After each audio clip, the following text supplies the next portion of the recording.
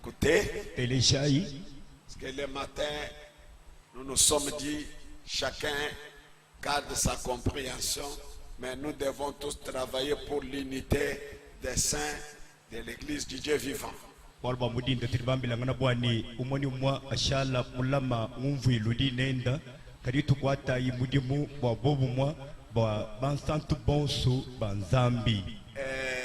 Frère Branham dit ceci à partir du paragraphe 19. Il m'est arrivé de réfléchir, d'appliquer une petite interprétation spirituelle à cela.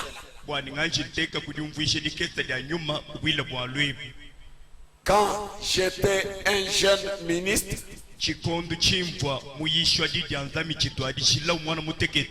tout homme qui commettait une faute était éliminé de la scène.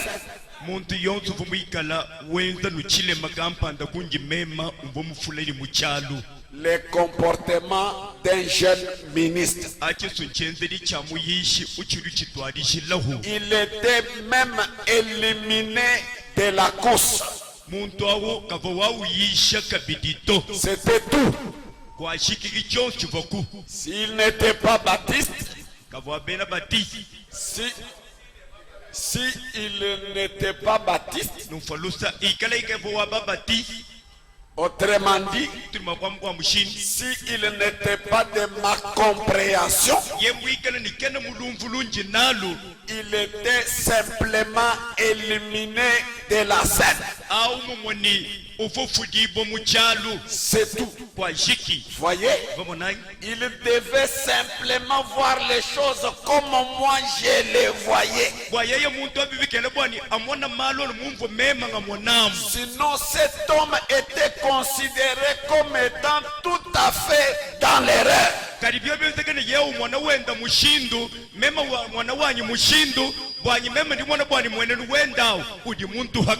Moi je vois que Jésus est déjà venu.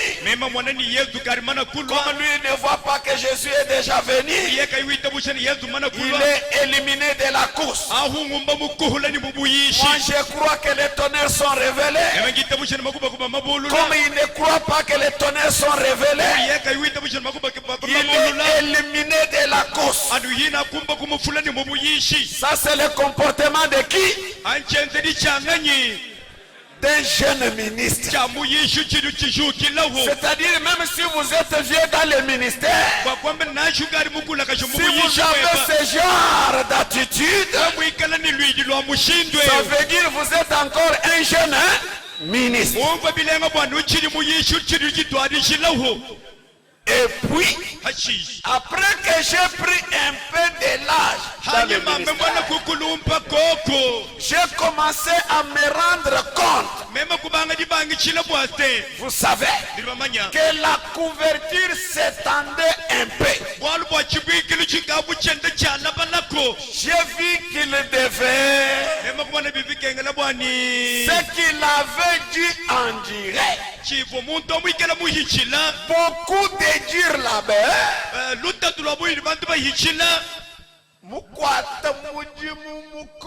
il a beaucoup travaillé. Comme moi je l'ai placé de côté parce qu'il ne voyait pas selon ce que moi je voyais.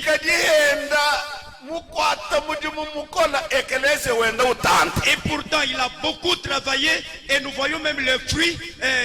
L'église est en train de prospérer.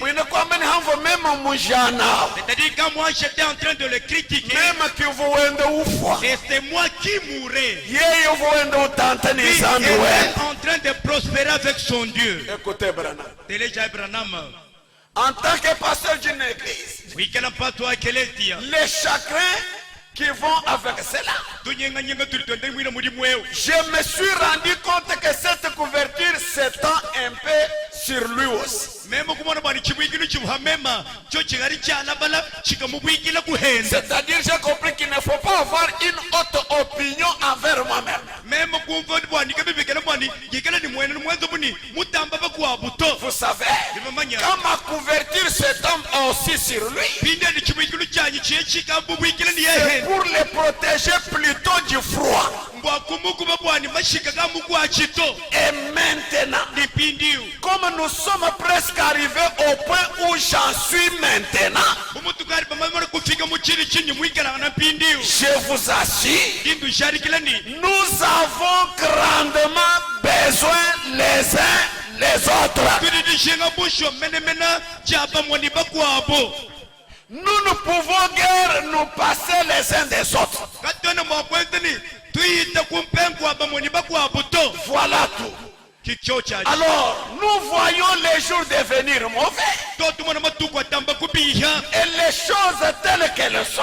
Eh bien, je pense que c'est bien que nous nous assemblions et que nous communions ensemble.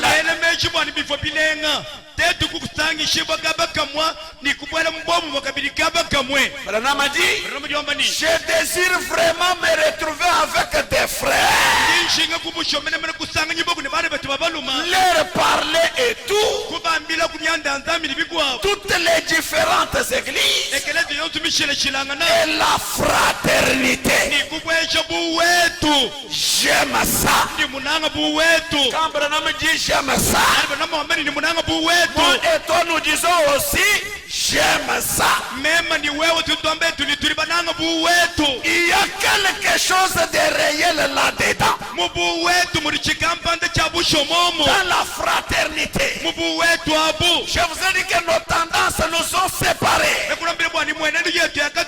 Cela a engendré des critiques. Cela a engendré la haine. On a trouvé que ce n'est pas ça l'essentiel.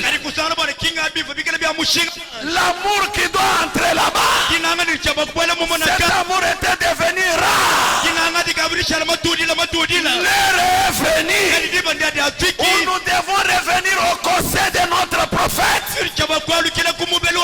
Qu'est-ce que notre saint prophète dit? Nous devons mettre de côté ce qui nous sépare. Nos tendances dénominationnelles, les sons bénéficiaires à l'épouse, tous les talents que Dieu lui a donnés. Parce que les talents n'ont pas de couleur doctrinale.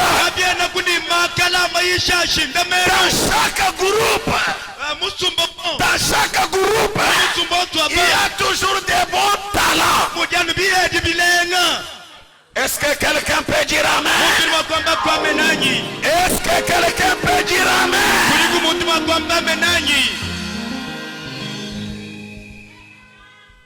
Laissez diviser l'épouse de Christ. Nous sommes frères. Nous sommes les enfants d'un même père. Dans une famille, vous pouvez avoir des goûts différents. On met la viande des poules. L'autre dit, moi je ne mange pas ça. Vous n'allez pas les refuser parce qu'il n'a pas mangé la poule. Le sang qui est en lui là, fait de lui de cette famille là. Le matin je vous ai dit, Branham a dit, Dieu ne tient pas compte de nos doctrines. Il donne le Saint-Esprit à tout celui qui lui obéit. Toi tu lui as obéi à ta manière. Et il t'a donné le Saint-Esprit. Moi je l'ai obéi à ma manière. Il m'a donné le Saint-Esprit. Et le Saint-Esprit dans nos cœurs fait de nous frères d'une même famille.